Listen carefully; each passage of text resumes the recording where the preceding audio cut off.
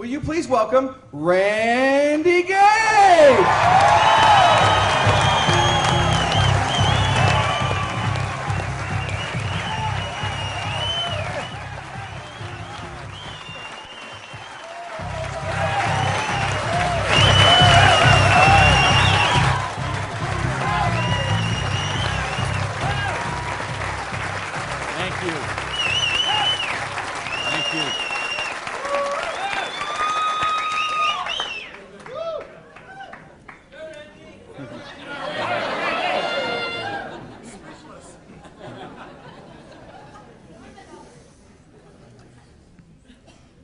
So what do you do when your dream dies?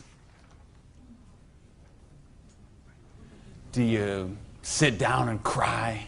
Do you give it up and let it die?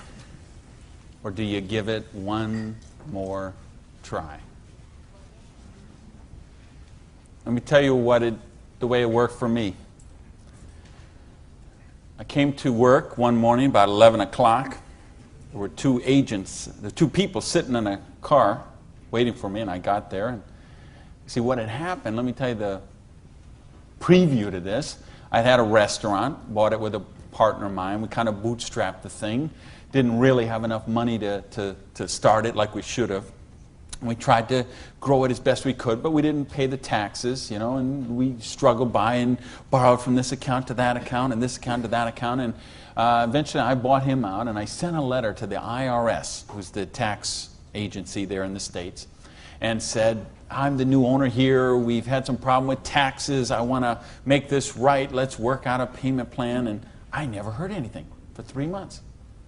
So I sent a check in there. Here's a deposit, $1,000, good faith. Didn't hear anything for 3 months, so I sent another check, another letter. Never heard a thing for a couple of months until that morning. They're waiting on the car. You Mr. Gage? Yes. I'm Agent so-and-so. This is Agent so-and-so. We're here from the Internal Revenue Service. We have your letters here. We have your files here. And we know you have $15,000 in back taxes. So we need that money. There's a 100% penalty because they were not filed. So that's $30,000. And then there's the late fees and the interest payment and the this and the that. And we need $37,000 today, or we're going to seize your restaurant. So I was like, I must have left my checkbook at home, right? And so I called my lawyer, I called my accountant, they all said the same thing. There's nothing you can do, Randy. You've got to work something out with these people. And I remember hiring a consultant who used to be an IRS agent, and she negotiated with him. She called me one day and she said, Randy, we're at the end of the road. The way they keep compliance is they have to set some examples sometimes, and you had a busy delivery business and they saw those cars going all the time with the signs on them, and they need to make examples, and they just want to make you an example. And so they auctioned off the place on the courthouse steps, $500,000 a year operation. They auctioned it off for $11,000. And I couldn't beg, borrow, or steal $11,000 to get it out of hock, so that was the end of my dream. And I remember driving along in the car that day, not even my car because I didn't have a car anymore. I remember driving along in my friend's car and crying in the car, thinking, I have to call my mother and tell her this. I have to tell my friends this. I mean, I was so ashamed. I was so humiliated. I didn't know what I could do. How was I going to tell people that I had lost my business? And between the $37,000 I owed those guys and then the money I owed for the vendors, whatever money I had left that day, I took and paid off the employees and said, this is the last check you're going to get, so do what you can with it. And that left me $55,000 US, $55,000 in debt. No house, no car, no credit cards, no job. And what do you do in a situation like that? Well, when you have your dream. And see, that was the biggest dream I had at that point in my life. Because as you heard from Ford, I'm a high school dropout. I started off as a dishwasher in a pancake house.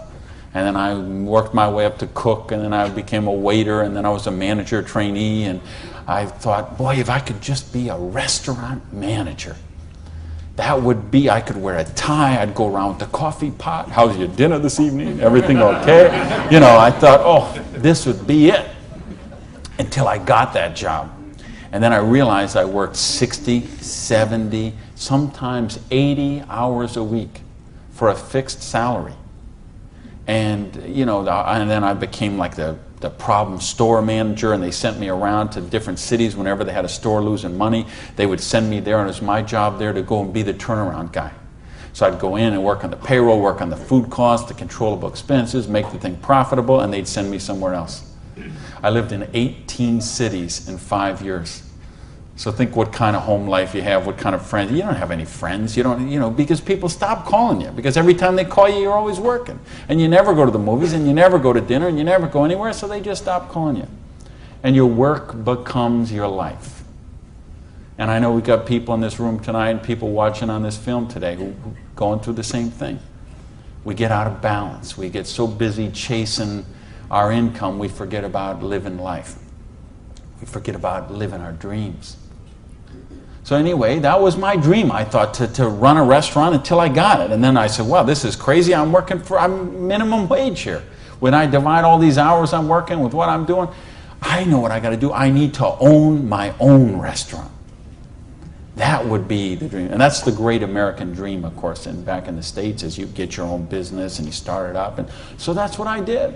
And I saved my money, and I worked hard, and I played by the rules, and I did all the stuff you're supposed to do, and I got that restaurant. Until that day when it all ended like that. And all of a sudden, where do you go when you don't have that dream anymore? And, you know, in my case, I had to back up, and I'll talk about that in a sec, but I don't want to talk about me tonight. I want to talk about you tonight. I want to talk about your dream. I mean the big dreams, the bold, daring, imaginative ones you had. The ones you had when you were 15 years old, and 18 years old, 20 years old.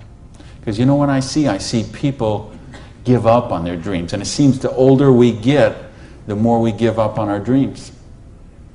And you know, talk to any kid who's 15 years old, and they know they're going to have a great car when they grow up, and a great house, and a great job, and a wonderful spouse, and they're going to be rich, and they're going to be successful, and they're going to be an astronaut, or a football star, or a rock star, or whatever, right? There's no limits to what they can dream. And what happens along the way? They get out, they go to school, they get out as 22, 23 years old, all of a sudden they take a job they don't really want. It's not their dream job, but they figure it'll do for right now. And then maybe they find out about another job, and that's not their dream job, but it's a little more money than the last one. And they meet someone along the way, and all of a sudden there's two, and then there's a little baby on the way, and there's another baby, and then there's diapers and formula and braces and all of those kind of things. And all of a sudden they take another job that's 500 miles away, but again, it pays a few $1,000s more a year, so they take that job. And all of a sudden you're 35 years old, you're 45 years old, you're 55 years old, and you forgot about your dreams. That's what tonight is about. I know you heard it's a business opportunity. Nah, it's a dream opportunity. How to get your dreams back. I notice this because I like sports cars. Some of you all know me. You know, I got a car thing going on. And it's funny, I'll be sitting at the light in one of my Vipers, let's say, and some car will pull up next, and there'll be a guy driving there, and he's got his 2-3 kids in there in the back, and they'll roll down the window, "Hey, Mr. Viper, man, cool car, man, and, you know, rev the engine up. I can't wait. When I grow up, I'm going to get a Viper." And kids say that to me all the time. "I grow up, I'm going to get a Viper." Now, Dad doesn't say that.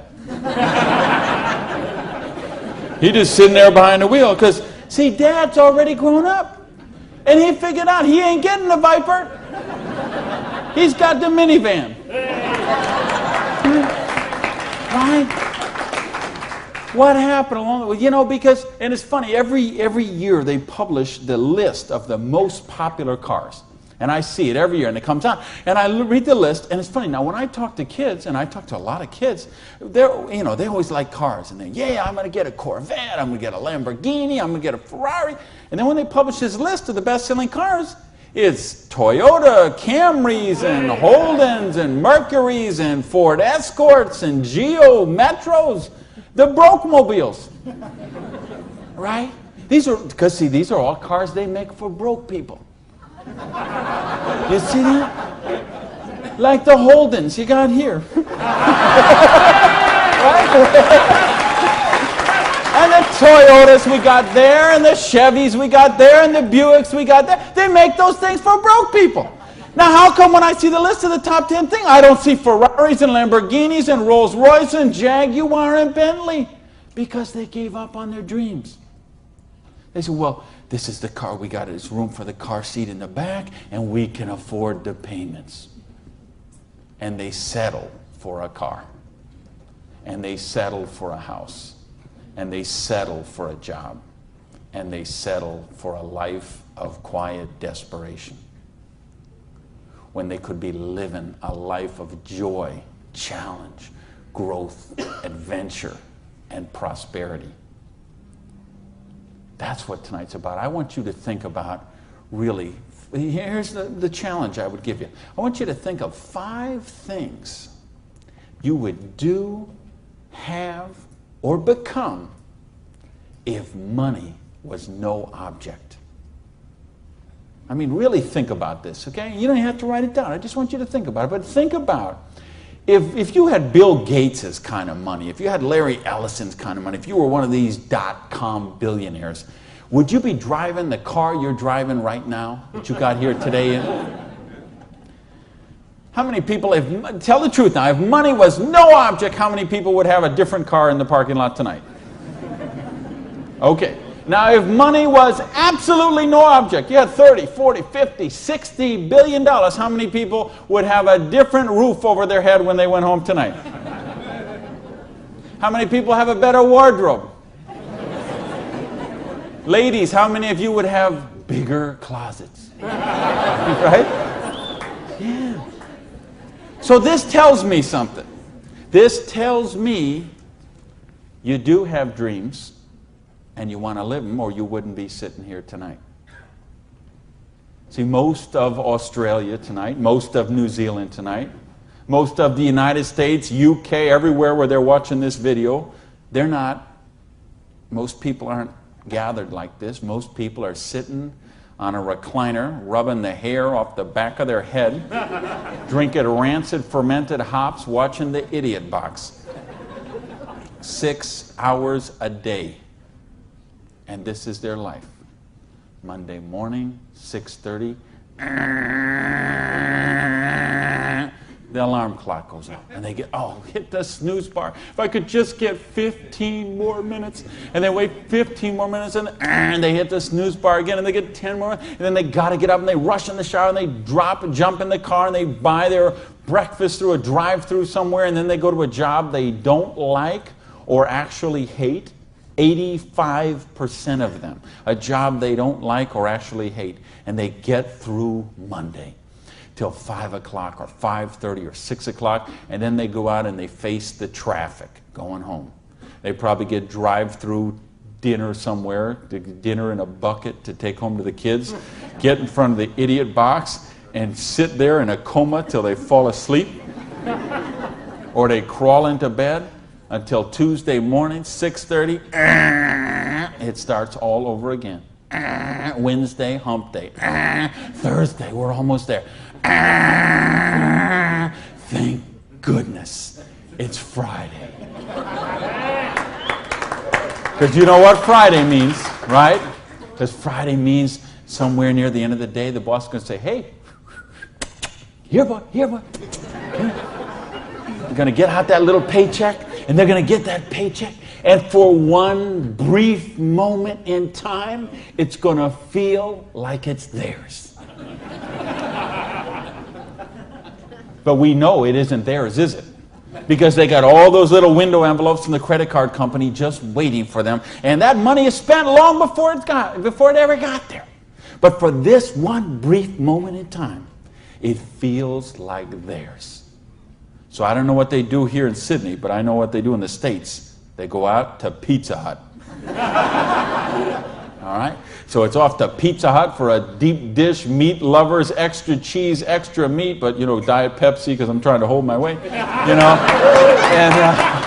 off to the Pizza Hut, and then it's off to the neighborhood video store where they rent 3, 4, 5, 6, 8, even 10 videos to get them through the weekend. And they will spend their entire weekend sitting on that same recliner, rubbing that same hair off the back of that same head, drinking the same rancid fermented hops in a coma all weekend long, video after video after video, so they don't have to think about their life of quiet desperation until Monday morning, 6:30, when it starts all over again. This is life for a lot of people. This is life for millions of people. They're missing out on the real life. They're missing out on the real joy. And I don't want that for you. I didn't come 12,000 miles here to tell you what you want to hear. I came to tell you what I think you need to hear. We got a business here that offers you a chance with unlimited income potential. It's a business to help you be successful while you're helping other people reach success. You choose the hours you work. You pick the people you get to work with. I mean, do you know what a joy that is? Just to be able to pick the people instead of those slobs you're working with. Right?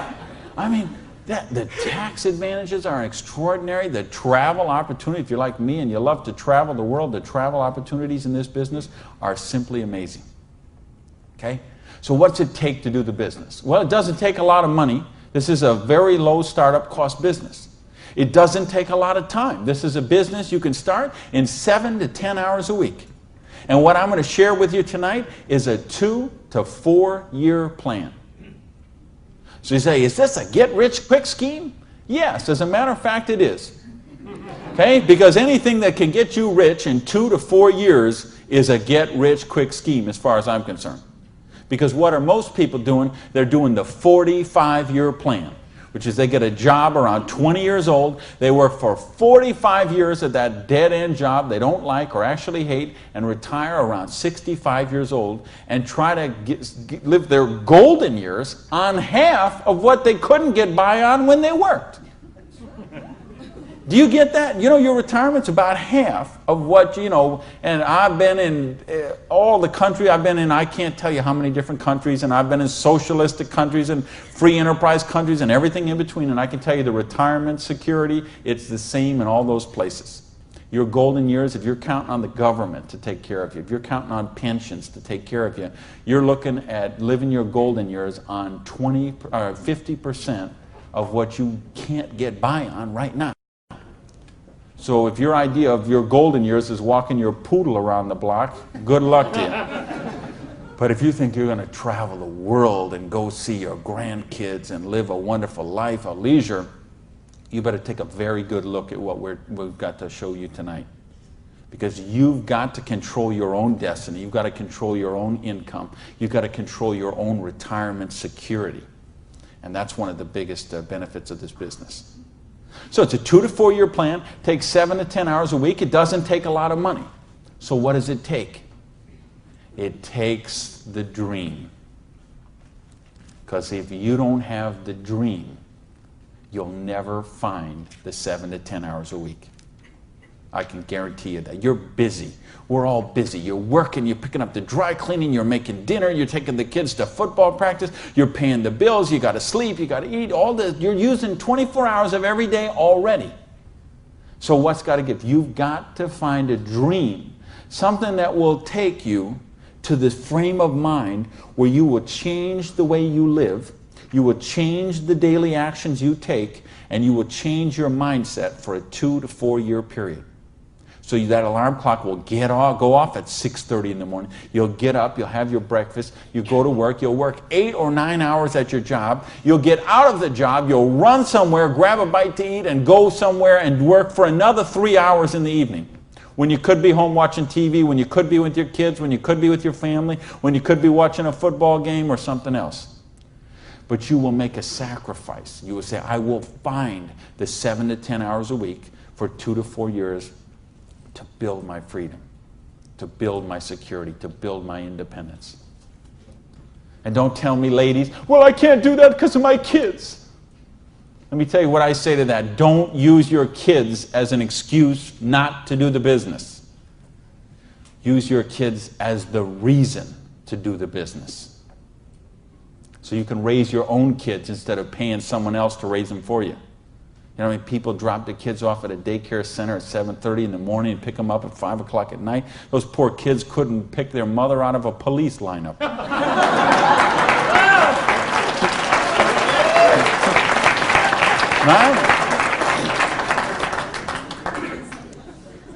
Don't use your religion as an excuse. Let me tell you, I missed a lot of church for a couple of years while I built my business. I was doing meetings on Wednesday nights instead of going to church on Wednesday night. Some Sundays I was in a different city working with a long-distance line instead of being at church. But you know what happened? I tithe 10% of every penny I make to my church. And I make a lot of pennies these days. Okay, some Sundays, we seat 800 in my church. You know, some Sundays, they put that basket around and it starts here and it goes all the way down the aisles, all that just like that. And you know, sometimes the check that I put in there equals the checks of 799 other people all added together. That's what missing a few days of church did for me. Gave me time to serve on the board of the church, 2 years as the president, a couple years more as the Blue Ribbon Committee. I've been able to contribute to the church. I've been able to teach a class on prosperity on that. See, I couldn't do that when I was broke. Do you really get that?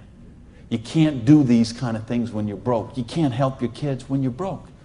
When you're so busy trying to pay the bills, you're so busy trying to cover the mortgage, you're so busy trying to pay the rent, you can't live life. And that's not the way life is meant to be lived. I came here because I want you to have an amazing life like I have. And believe me, I have an amazing life. I live in my dream home. I live on the ocean, okay? I go to bed every night, I hear those waves crashing on the shore. I wake up, I go down, and I got a beautiful car to get into. I have beautiful people in my life. I have wonderful health. Everything is, I make more money every year than I did the year before. I am living a dream that is just wonderful. But I made some sacrifices along the way. And that's what I'm saying to you. Make some sacrifices. Take 2 to 4 years. Make a commitment. When you walk out of here tonight, make that commitment. Not to your spouse, not to your sponsor, not to me, not to yourself. Make a commitment to yourself that you're worthy, that you're worth it, that you will think back. And that's what I want you to really do, is say, okay, what were your dreams when you were 15? What is the house you would live in if money is no object? Do you have a picture of it somewhere that you carry around to fuel you? What is the dream car you want to be driving? Is it a red Lamborghini Diablo, Ferrari Testarossa, Bentley, Viper? What is it? Do you have a picture of it in your wallet? You got a picture of it in your planner? You have a dream board with it up somewhere? You got it up on the mirror in the bathroom? You got it up on the refrigerator in the kitchen? How much time you want to spend with the loved ones in your life? How much money you want to give to charity? I had lunch. Funny, I just got invited to be on the board of directors for the Florida Philharmonic.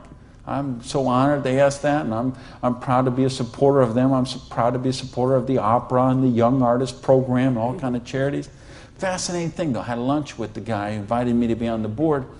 He gave $1 million to the Philharmonic this year. $1 million. So they can play beautiful music. That's money. That's money with a capital M. That's living a life of dreams. That's living a life of wonder, of joy, of adventure and growth. And that's what I want for you. But you got to know what that is. So please, those 5 things, what would they be? And maybe you're going to give $1 million to your church, temple, or synagogue. Maybe it's you want to take a year off and study ballet. Maybe you want to take 6 months and go on a cruise around the world. Maybe you want to fly in all your family from all over the world and have a reunion. Maybe you want a house in Paris and a house in Hawaii and a house in San Diego and a house in Berlin. I don't know what it is for you, but you have to know what it is. Or nothing I'm going to talk about tonight is going to make any sense to you. You'd be better sitting home watching Survivor, Big Brother, Fear Factor, whatever one of those shows.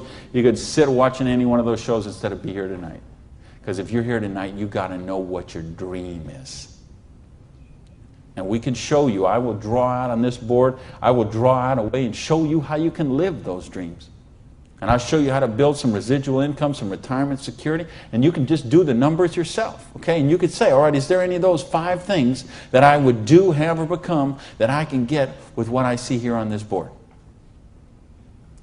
The difference is, and here's the secret, okay? You wonder, okay, I know there's nothing for free. There's always a cost. Here's the thing. Here's the secret of everything I'm going to talk about tonight has to do with leverage. It's getting you out of the trap. And there's a big trap, okay? And this is the trap. It's people trading time for money. You work 40 hours, you get paid for 40 hours. So you work 40 hours and you get paid $400 a week. If you're sick half a day and you only work 35 hours, you get paid $350. If you need some extra money because there's something that you want to do, you put in some overtime, so you work 45 hours, so maybe you get $450. Well, you know what? That is trading time for money. Time for money. Hours for dollars. Hours for pounds. Hours for dollars. Hours for cougar ranch. Whatever the currency is. If you're trading time for currency, you can't get wealthy. It's a trap. You got to put some leverage to work somehow to get out of that. Because this is what keeps people broke. So in my case, when I lost my dream, and I started all over again, I said, well, I got a choice here. I can go and live like most people do and live that life of quiet desperation and just mind my own business and do the thing and be a worker drone in the collective like everybody else. Or I can go after my dreams again. So I began a study of prosperity. Because when you're $55,000 in debt, no house, no car, no credit cards, and you start selling the furniture, things look a little different. Anybody here ever sell your furniture for your business? Interesting scenario. Here's what I found. The end tables, not a problem. Coffee table, no big deal. Kitchen table, hey, you can always eat in the sofa. Lamps, no big deal. You got the light in the kitchen on the ceiling. But the sofa and the bed and the TV. How did I know you'd know that? The bed, the sofa, and the TV, they gotta be the last to go. Because see, I don't know if you got it here, but what we have in the States, we have infomercials on all night long. So once midnight hits, these infomercials start, and they're all about how to make money. So what do you do when you're $55,000 in debt and you're sleeping, with no furniture and whatever? You sit up all night and you watch infomercials. And then you sleep all day and you're so depressed, and you get up and you read the one ads and you think you don't have a bus fare to go to the job interview, and you think how miserable your life is, and you eat macaroni and cheese 3 times a day, which is what I did for weeks and weeks and weeks. So I'd get up, sleep, mope around, eat my macaroni and cheese, and then midnight would start the infomercials. And I remember we had a Vietnamese guy named Tom Vu. I don't know if you ever saw that here, this infomercial. He had one of those courses on how to buy real estate, no money down. So one night, it's 3 a.m., I'm sitting on the sofa. Tom Vu comes on. He says, "You, sitting on the sofa! You, it's 3 a.m. Now I know he's really worried because it's 3 a.m. I'm sitting on the sofa. He said, "You sitting on the sofa at 3 a.m. Your wife's asleep. Your baby's asleep. You are a loser." Nobody cares about you. You a loser. If you don't buy my program, you deserve to be broke.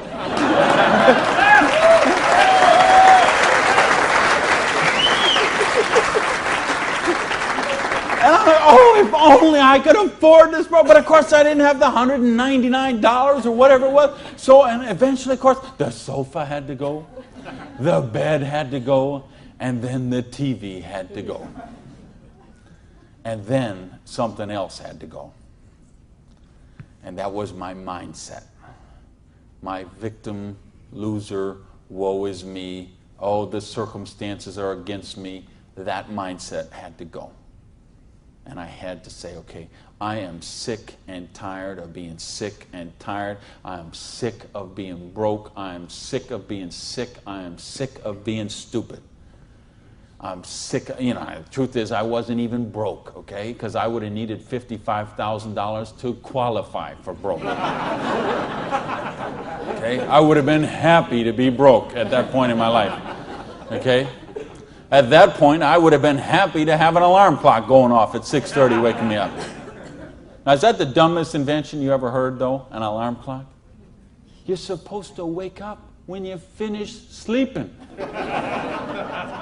But, right, what do? We stuck in the thing. So now at this point, I wouldn't have been happy with an alarm clock. Okay, but I started a study of prosperity. And here's what I found, 2 secrets of prosperity. If you want to be wealthy, secret number 1, you have to be your own boss. You ain't going to get rich working for other people. If you've got to get a job as president of Disney Studios or, IBM calls you up and wants you to be the vice president of operations, maybe you're going to make a lot of money. All I know is those people weren't calling me, okay? And they may not be calling you, okay? So if those people ain't calling you, you want to get wealthy, you got to be your own boss. Because let me tell you a secret. I don't care how nice your boss is. I don't care how much your boss loves you and wants to help you. The truth is they have to buy you at wholesale and sell you at retail. Otherwise, they don't make money and they don't stay in business. So the only way they make money off you is to buy you at wholesale and sell you at retail. So if you want to make money, you got to be able to get up in the morning, look in the mirror, and know that you're talking to the boss. And issue number 2, and this is the most important thing, which we mentioned, you've got to employ the concept of leverage. And this is something, J. Paul Getty, who was one of the wealthiest people the world ever known, he understood this. And he was quoted oftentimes, this is probably his most famous quote, when he said, I would rather have 1% of the efforts of 100 people than 100% of my own efforts. Because he understood the concept of leverage. And he became one of the wealthiest people the world has ever known.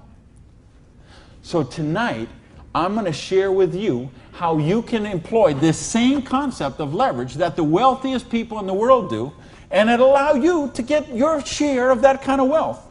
And I'm happy to say, I'm one of the wealthiest people in the world. You know that? Now, you know what? I don't have Bill Gates' money. I don't have Larry Ellison's money. I couldn't spend $90 million on a boat down in the Kiwi race there next week. But you know what? I'm one. If there's 6 billion people, whatever there is on this planet, I'm wealthier than 99.8% of them. And I'm a dishwasher from a pancake house. But I understood leverage. Now, how do you put this leverage? It's a business called network marketing, sometimes called multi-level marketing. Sometimes we call it MLM for short. What is it? It's a business that allows you to leverage the efforts of other people who have a dream and are willing to trade that 7 to 10 hours a week to get a dream. So you're going to introduce them to the business. You're going to teach them a duplicatable system that they could follow and duplicate the same results with people that they're going to introduce to the business and create this system that everybody can follow, and everybody will get a nice chunk of the organization that is built. And because you direct your own organization, because you are your own boss, you get some residual income out of the efforts of the people that you introduce to the business. That's the leverage. It's no different than when Madonna makes a record and every time they play that CD, she gets a royalty of that. When Coppola does a movie and that movie plays, it gets a royalty of that. This is how the average person can get leverage. See, if you got money, leverage is not a problem. You can leverage your money. You can buy stocks, bonds, invest in companies, invest in real estate, all that kind of stuff. I couldn't do that. If you could buy a franchise. If I would have bought a restaurant franchise instead of opening my own restaurant, chances are I'd still be in the restaurant business. But you know what? I couldn't afford the franchise fee. I didn't have that kind of money. Ask someone about the stock market, they'll tell you, unless you got $25,000 you can afford to lose, don't even get in the stock market. Well, I didn't have $25,000 I could afford to lose. I didn't have $25 I could afford to lose. So I didn't have the money to leverage. And if you got a couple $100,000, couple million you can leverage, hey, maybe you don't even need to be here tonight. But I'm speaking to the rest of you who don't have that kind of money. And the rest of you who used to have that kind of money till the stock market tanked, and now your retirement fund is 40% of what it was 2 years ago.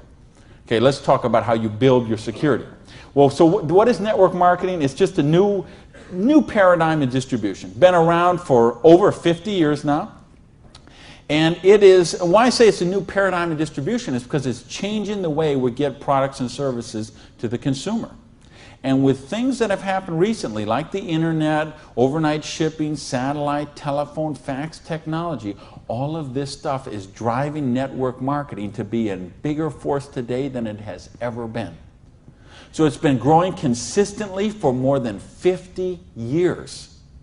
There are somewhere between 14 to 16 million people in the network marketing direct selling industry.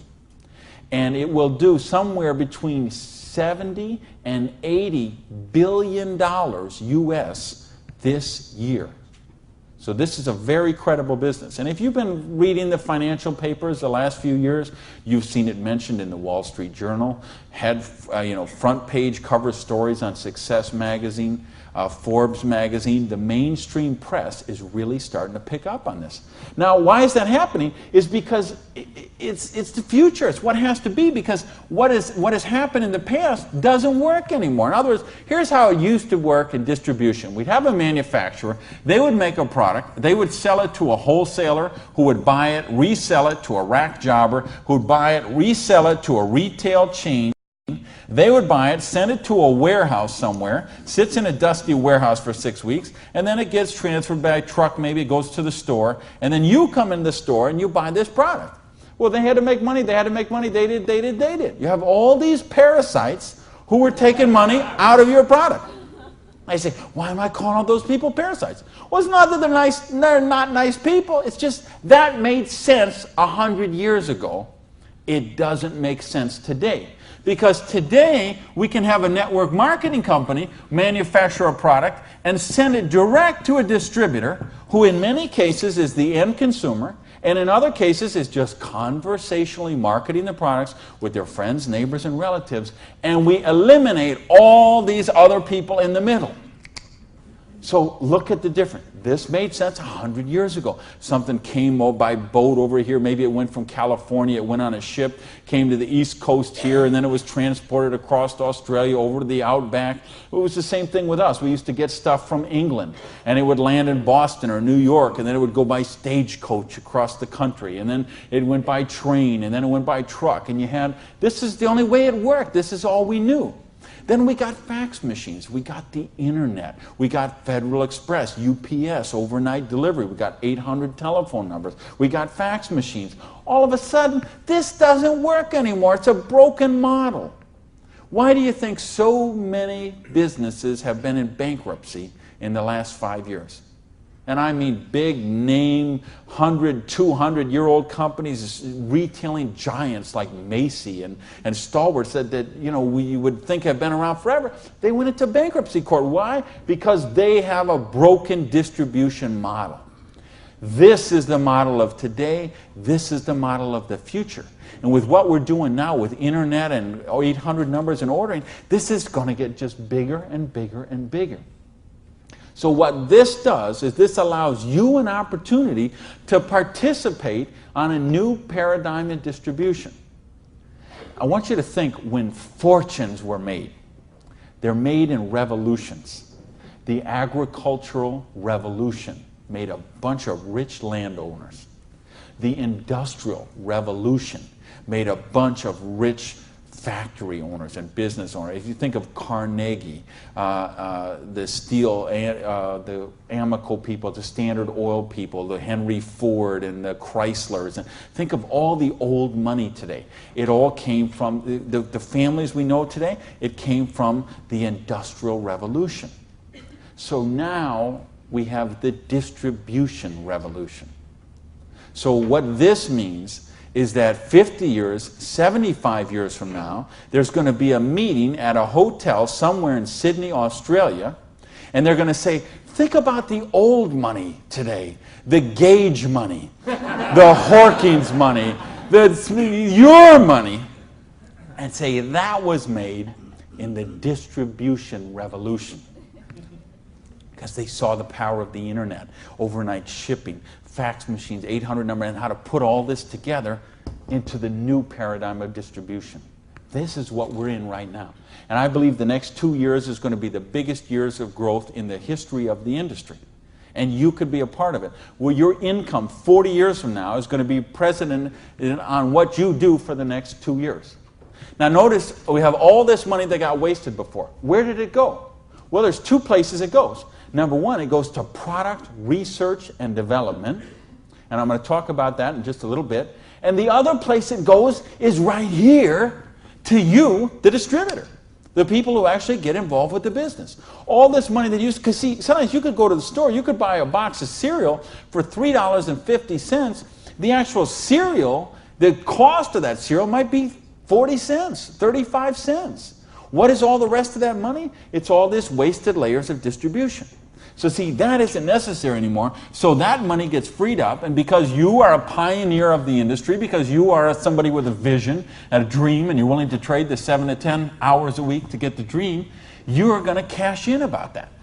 I want to sketch out how the business really works, so you get an idea how the money takes place and how you can participate in that. I guess, is this? I think this is, I found the secret. You do it a little different here down under.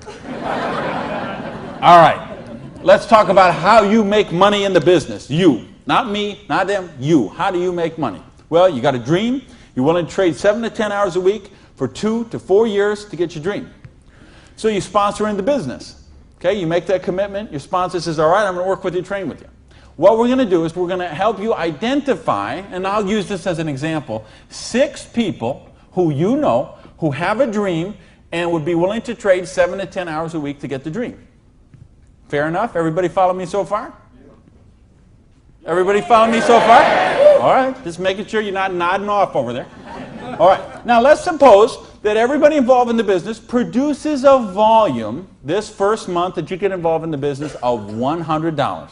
Now notice I didn't say $1,000 or $10,000 or $100,000. I said just $100. Why? Because I want to show you this is very simple, very duplicatable, very doable for everyone. The secret of this business is leverage.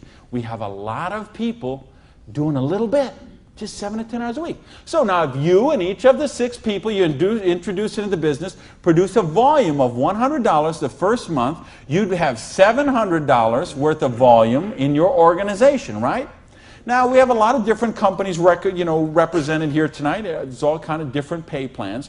But I think you're going to find, as an average, what you're going to see in the business is you can make about 10% of what your organization does in volume. So if you had 6 people plus yourself, everybody did $100, you'd have $700 volume, so you'd make $70 your first month in the business. Now you say, come on, Gage, you brought me here for $70 a month. I can't even wash my Lamborghini for $70 a month. I understand. But see, believe me, I understand. I know what it's like to keep cars clean. But this is just month number 1. And how much, if you're a doctor, and by the way, if you're a doctor, if you're a lawyer, if you're an accountant, you know what plan you work under? Trading time for money. Just like the bus boy at the Denny's restaurant, the doctor, the lawyer, the accountant, trading hours for dollars, same thing. So how much did you make when you learned to be an accountant? You probably went to school for 10 years. Well, you learned to be a nurse, when you learned to be a doctor, when you learned to be a lawyer. Think how many, you didn't make anything. So don't be crying about your lousy $70 here, okay? Because you're learning the business. Because look what happens next. Now the second month, we're going to say, we're going to help you help your people. We're going to teach you that duplicatable system to teach your people. And we're going to have them, now we're going to say they're not quite as bright as you are, okay? They didn't quite get this as good as you did. So they each got 5 people that they're introducing to the business, all right? Now, of course, it will not work out exactly this way, because I know some of you accountants there are sitting there thinking, okay, this guy might only get 4. Don't worry about that. I'm just making an example. So you got the 6, and this 6 each got the 5. Well, that would put 30 new people in your organization. Plus, you still have the 6, plus you got you. So now, the second month, you'd have 37 people, each doing $100. How much would that be? $3,700, right? So 10% of that would be how much? $370. Now you say, okay, $370 is a nice little pin money, but it still isn't going to buy my Lamborghini. I understand that. But that's just month number 2. Because all of a sudden, look what happens. There's 36 other people who are, now they're not working for you, they're working for themselves. So they're not calling in sick, they're not stealing paper clips to take home, okay, none of this stuff. They're all working for themselves, right? Now, what happens when we duplicate the process? And we say, now we're going to teach them how to teach their people. And you say, well, how do you do that? We've got a complete step-by-step duplicatable system to show you how to do that. You're going to teach your people how to teach their people. So we say, what if those 5 each just got 4? Now, why I'm doing this? Because I want to be really, really conservative. If I showed you what could really happen, I'm afraid you might swallow your teeth. So I'm going to be very conservative. So now if the 30 people each just got 4 people, now we'd have 120 new people in the organization. They don't work for you, they work for themselves, 7 to 10 hours a week, they're building a dream. 120 plus the 30 plus the 6 plus you, that's 157 people. Everybody just doing, not 1,000 a month, not 10,000 a month, not 100 lousy dollars a month does $15,700 income or volume, which means your income for month number 3 would be $1,570. Now, all of a sudden, we have a little money we could play with something. We could do something with $1,500 a month. Do you know how many bankruptcies would be avoided with $1,500 a month? I would make a bet to say of all the personal bankruptcies, and there's been a record year for personal bankruptcies the last 6 or 7 years in a row. Every single year has broke the record from the year before. And I had someone very close to me did this just a couple of years ago. And I'm telling you, I bet 90% of them would be eliminated with $1,500 a month. In fact, 90% of them would probably be eliminated with $300 or $400 a month. Just this much, the $370 a month, would help most people that they could just start paying down their credit cards instead of paying those minimum balances every month. By the way, do you know how long it takes to pay off your credit card if you're paying the minimum balance every month? 10 years? 20 years? 30 years? 40 years. That's how long it takes. So if you're paying the minimum payment every month, get happy, because in 2042, you're all paid off. All right, now we're going to go down one more level. Now we're going to say, what if the 4 people each just work with 3 people? Now again, everybody's not going to do it this way. Some are going to do it more, some are going to do it less, but I just want you to see how it works. Now the 120 people each do 3 people. That give us 360 people, plus the 120, plus the 30, plus the 6. This comes to how many? Somebody help me. I'm a high school dropout. 500 and something. 517, is that right? Who's here? Somebody good in math? So 517 times 100 is $51,700 volume in your little business that you got no employees, no office, no overhead. You're running this from your kitchen table or your spare bedroom or your hallway or your closet.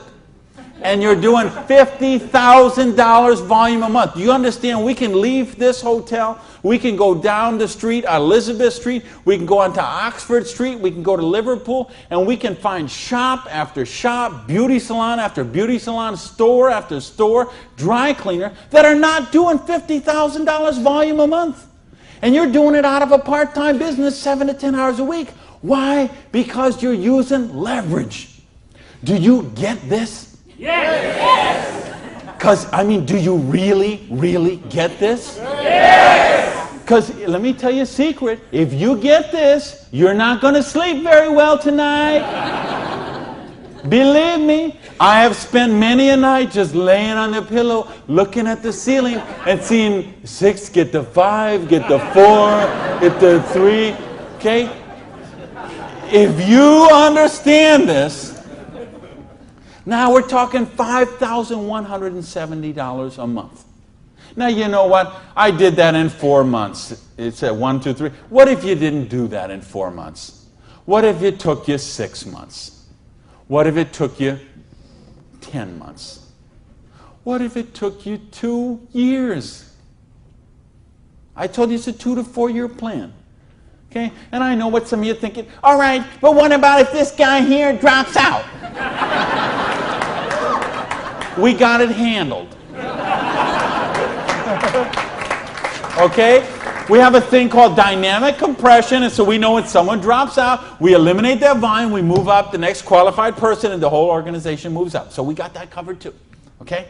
So, but what if you didn't do this in 6 months? What if you didn't do it in 10 months? What if it took you 2 years? Would it be worth trading 7 to 10 hours a week for 2 years to have an extra $5,170 a month? Yes or no?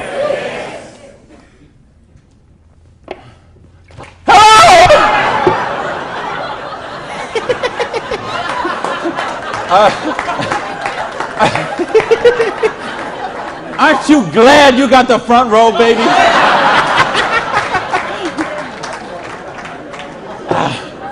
Now, let me get some more water here.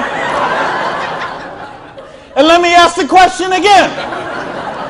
Would it be worth trading 7 to 10 hours a week for 2 to 4 years to get an extra $5,170 a month? Yeah! All right. Thank you. That's a little better. That's what I'm talking about. When you get this, when you really get this, you're not going to sleep tonight. Because you see how a dishwasher from a pancake house could become a multimillionaire. You see how a farmer's wife from Utah could make $80,000 US a month. You see how a woman with 2 kids and an abusive husband could leave her husband and become a multimillionaire. You see how people on welfare can build complete financial independence. And they can do it with integrity. They can do it with honor. They can do it with helping other people, giving value, contributing. That's what we got to offer here. So see, now you say, okay, all that sounds good, it looks good, but what's the problem? What is the $100? Well, I told you, remember that whole distribution model? We have all of that money that used to get wasted. Now that goes into product research and development. You will see some of the most cutting-edge, state-of-the-art products in network marketing that you won't see anywhere else in the world today. Some of the best scientific breakthroughs, some of the best health breakthroughs, some of the best wellness breakthroughs, medicine breakthroughs, herbal breakthroughs have been personal care products, environmentally non-toxic, natural products. Some of the most breakthrough products in all of those categories have been brought to the marketplace because of network marketing, because they have the time, the money, the research, the resources to do that kind of research. So what I'm going to ask you is, if you're here, you're looking at this for the first time tonight, if you're on the video and you're seeing this for the first time tonight, you have a conversation with the person who invited you here. Have a conversation with the person who asked you to watch the video. And they will give you a catalog. They'll give you some brochures. They might have some tapes, some videos, some other things, and you'll find out about these products. What I want you to see tonight, right now, is the big picture. how the distribution model works, because this is how fortunes are made. People who recognize new paradigms become pioneers in those paradigms, and they reach the reward for generations sometimes. So the products are there. Next question is, say, what about the support? I don't know anything about this business. I've never done it before. How can I do the business? Well, that's what the system, we keep talking about a system. In other words, we've got a system where we're going to teach you how to do the business, and we're going to teach you how to do the business while you actually do the business. That's why we've got this presentation up on the internet. That's why we have this meeting in this hotel here tonight. You have a sponsorship line. So you see, a lot of people say, well, I don't want to be this guy here. I want to be this guy right at the top, because look at all these people he's got under him. Well, you know what? This guy or this gal down here, this person and this person and this person and this person, and all the way up to the company, all those people work for that person for free. Because every one of those people have a vested interest in their business. So you want to have 150 people between you and the company, because they all work for you. So they will go with you and they will do two-on-ones with you. They will go to your prospects and sit down at a coffee shop and bring a notepad and explain the business to them. They'll conduct meetings like this where you can bring your people and let them see what the business is about. They'll bring in speakers from all over the country and sometimes all over the world. So your prospects can see and meet and learn from some of the most successful people in the business. There's conference calls, there's monthly newsletters, there's regional trainings, there's company conventions, there's audios and videos and brochures and booklets and catalogs. There is just hundreds of little tiny things that are all designed for one particular goal in mind: to make you successful. See, you are in business for yourself, but you're not in business by yourself, because you have that whole support network of people to help you build the business. So, and that don't happen when you open up your own, and you know this, most of you in this room, you know, if you've ever been in the restaurant business, like I have, you know what I'm talking about. If you own a beauty salon, you know if you own a little store or a shop, you know you don't own the business owns you. And you know if you work for someone else, you're never going to get wealthy that way. So what we've got tonight is a model that lets you work for yourself, but not by yourself, and it gives you the option to build your future. Now, I want to give you 3 options. If you're thinking about the business, I want to suggest 3 things to you. Option number 1 is you say to me, you know what, Randy, that sounds good, it looks good, but you know what, I'm one of the 0.1%. I love my job, and I get paid exactly what I'm worth. Well, you know what? If that's you, I don't know how you still made it this far in the room tonight, but if you did, thanks for staying. And then we'd love to have you as a customer, okay? And what I'd ask you to do is to talk to the person who invited you tonight and ask them about the preferred customer program. Because I told you, we've got some of the most cutting-edge, state-of-the-art products that you're going to find anywhere. And the difference is, if someone in this room or someone who asked you to watch this video told you about them, they will become your personal customer service representative. So you're not calling some 800 line that you never met, or sending things off and going into a store and standing around for 20 minutes trying to get someone to wait on you. You're going to have the personal attention of somebody who knows you and cares about you and will look after your needs personally. Now, option number 2 is what we call the small business.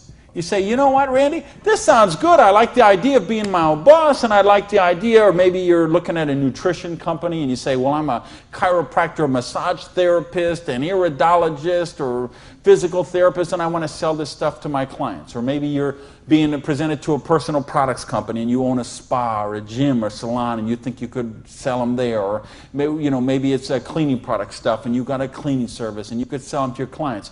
Well, if you're looking to just kind of use the products yourself, buy them at wholesale, and then conversationally market them to your friends, neighbors, and relatives, that's a small business. And if you want to make a couple $100 to a couple $1,000 a month, the small business option would be the one for you.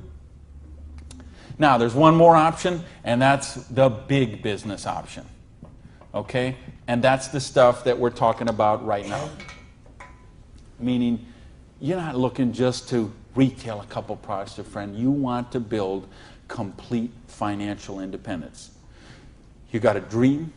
You're willing to trade that 7 to 10 hours a week to get the dream, and you're willing to do a 2 to 4 year plan, and you want to work to build that dream. You want to build an organization like this. That's the big business option. If you're looking for financial independence, then that's the option for you. Now let's bring this all together. I told you what happened when my parade got rained on. My dream looked like it was going to die, and I drove around in that car. I remember crying in that car, thinking, having to call my family and call my friends, and that it just took so much out of me. And I'll tell you what I did. I went in, and here I was. I had owned a restaurant. I'd owned 2 restaurants in my life. I had been a restaurant manager for years. I went and found a restaurant in South Miami, a little diner that was open for breakfast and lunch only, way in the Southwest where I didn't know anyone, and I got a job as a breakfast cook, flipping eggs. For 2 reasons. Number one is they would pay me cash every week. They would cash my paycheck, give me the cash, because I didn't have a bank account, because if I had a bank account, the tax people were going to seize it. So I needed someone who would pay me cash, and I needed to go get a job and just make some money to buy macaroni and cheese. And I had to lick my wounds. I had to take a couple of months and just regroup. I had lost my self-esteem. I had lost my drive. I had lost so much that I just didn't even know where to go. So I needed that time to do that. And so I got up every morning at 5 o'clock in the morning and took a bus down to South Miami to be there by 6 o'clock, 6:15, and flipped eggs every day till 2:30. And I did that all week long. And I did that for months to kind of just get my sanity back, get my esteem back. And then I went back to this business.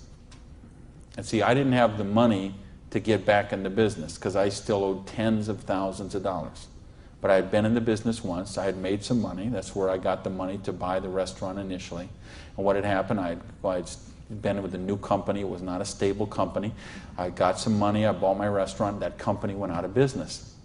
Well, then I was in the restaurant and working 80 hours a week, and then it just, that's what happened. So now, owing $50,000, I knew I was never going to pay this off flipping eggs, and I knew I was never going to pay it off even if I got a job as a restaurant manager. I mean, do you know how long I'd have to work as a restaurant manager before I could make $55,000 and pay it off? And I owed even more then because I had borrowed a bunch of money just to live. So I said, I've got to get in this business. So I went to someone I knew in the business who knew me from before, and I said, you know me, you know that I can work, you know I have a dream. I don't have enough money to get in the business. I needed about $600 to start that business. Rob, he lent me that $600. And you know what? Best decision he ever made. So I went out, and I didn't do this business 7 to 10 hours a week. I did this business 7 to 10 hours a day. I sponsored 9 people the first month of the business, okay? I didn't do 6. For those of you who say, well, it doesn't work this way, you're right, it didn't. I sponsored 9, okay? And at the end of the month, I had 60 people in the business, month number 1. Month number 2, I sponsored 2 more people, so that's a total of 11.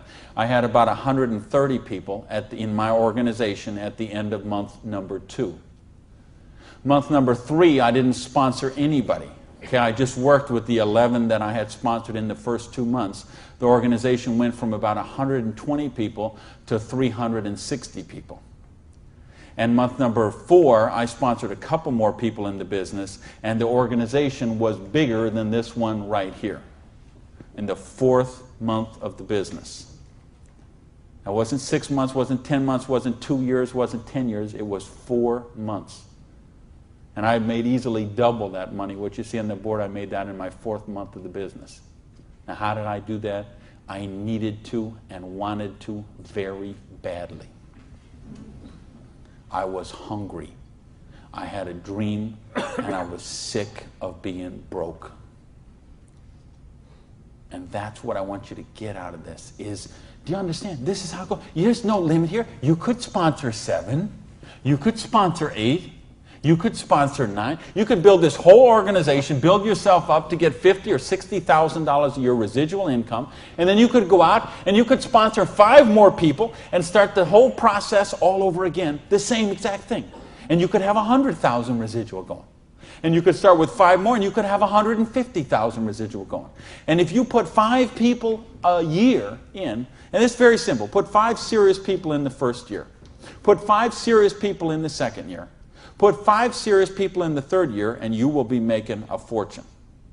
Put 5 serious people in the fourth year, you'll have a business worth at least $1 million, I project. Put 5 more the next year, and you're going to have a business worth a couple $1 million in 5 years. Why? Because we got residual income here. You're building leverage. You're getting this going. And that's what I want you to get.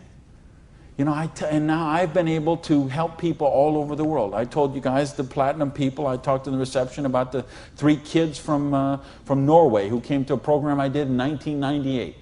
And they're all multimillionaires now, all 3 of them. Number 1, number 2, number 3 payout in their company. I think of you guys right here in the front row and what you've done the last couple of years. And you know the people I had in London, those people there, what they're doing there. I've got people all over the world. Just, they got a dream. They're willing to trade it. We give them a system to follow, and they're living their dreams. I think of a lady named Mary in Colorado. Lady I mentioned earlier. 2 kids. She's sleeping in her friend's basement because she's on welfare. Divorced, no husband anymore, no one to help pay for her kids. So she was on welfare. And along the way, she got attracted to the business. Along the way, I was able to touch her and touch her life, show her some things, how to follow a duplicatable system. She built an organization making $30,000 US a month. Now, you know, the $30,000 US a month, I'm okay with that because you can get by on that. Okay. I couldn't get by on that, but I know a lot of people could get by on that. But you know what? It's not the 30,000 that gets me so excited about what Mary did. It's what Mary did. It's the example she does for her 2 kids. Okay? It isn't just the money. It's what, I mean, do you know what that means to those kids to see this woman who was on welfare and just desolate and nowhere to turn, and you meet her today and she is so well dressed and positive in her esteem, and she's so confident, and she is modeling this behavior and setting such an example for her kids. This is how you raise good kids. Is you show them how to be successful yourself. You don't tell them grow up and get an education, grow up and be successful, grow up and make money. You model the behavior for them. Jan Rue, who a lot of you know, I've done programs with Jan. Here's a lady, same thing, abusive husband, divorced, 3 kids, I think, became the #1 payout in her company. Why? Because she had a dream. And she was willing to trade that 7 to 10 hours a week to get a dream. And we've got the model here where you can do that. There is no limit to what you can do. But I don't want to talk about my story anymore. I don't want to talk about Jan's story. I don't want to talk about Mary's story. I don't want to talk about Orion's story. I want to talk about your story. I don't want to talk about my dreams, Jan's dreams. I want to talk about your dreams. You know, go back to where we said earlier. Is there, did this kind of thing, if you did this in 6 months, a year, 2 years, is there something on your list of 5 things you do have or become you could do with the down payment, with what we're talking about there? And if not, how big is your dream? How, are you willing to pay the price? Are you willing to live your dreams? Because if you are, we've got the business that will allow you to do that. So I got a couple questions for you, and then I'm out of here. I'm looking for 1-word answers. Question number 1. Do you believe you're really worthy of success? Yes! Question number 2. Are you really willing to live your dreams? Yes! Baby! And question number 3, the last question, and I'm looking for a 1-word answer once again, and you better blow the roof off this joint, because that's it, and I'm out of here.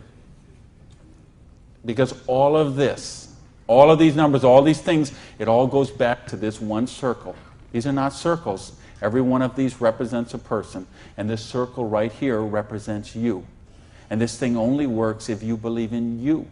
If you believe you are worthy, if you believe you have a dream, if you're worth that dream, if you're willing to trade the 7 to 10 hours a week to live that dream, if you're willing to not let your dream die. You're not willing to sit down and cry, even if you have to sit down. I had to sit down and cry.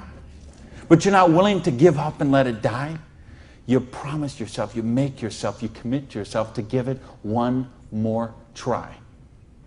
So the last question I'm asking you is based on everything we've talked about tonight, everything you know about this business now, everything you know about the person who invited you, everything you know about you and what you are and what your dreams are.